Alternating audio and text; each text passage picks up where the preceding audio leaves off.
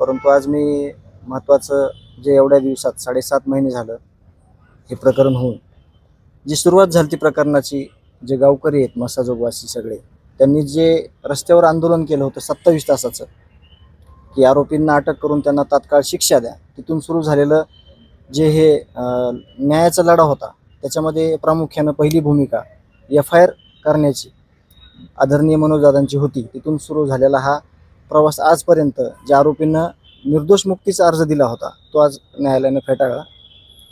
या कालावधीमध्ये गावकरी, विविध क्षेत्रामधील लोक, लोकप्रतिनिधी, सामाजिक कार्यकर्ते आणि सर्व जाती धर्मातील लोक यांना मी सगळ्यात पहिले त्यांचा आभार मानतो की देशमुख कुटुंबियांच्या सोबत, गावकऱ्यांसोबत तुम्ही एवढ्या ताकदीनं उभा राहिलात न्यायाच्या लढाईत. तुमचा आभार आहे.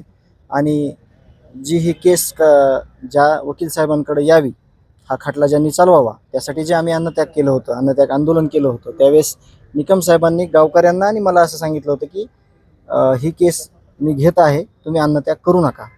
त्यांचे पण आभार की त्यांनी ही केस घेतली. आणि आज मी त्यांना विनंती केलेली आहे गावकऱ्यांच्या वतीनं, आणि गावकरी पण होते, शिष्टमंडळ पण होतं, की ही केस अशाला अशी तुम्ही पुढं चालवावी. आम्ही त्यांना विनंती केलेली आहे. आमच्या विनंतीचा ते नक्कीच मान ठेवतील आणि जशाला तशी पुढं केस ही देशमुख प्रकरणातील लढतील अशी आम्हाला अपेक्षा आहे आणि त्यांनी ही केस लढावी.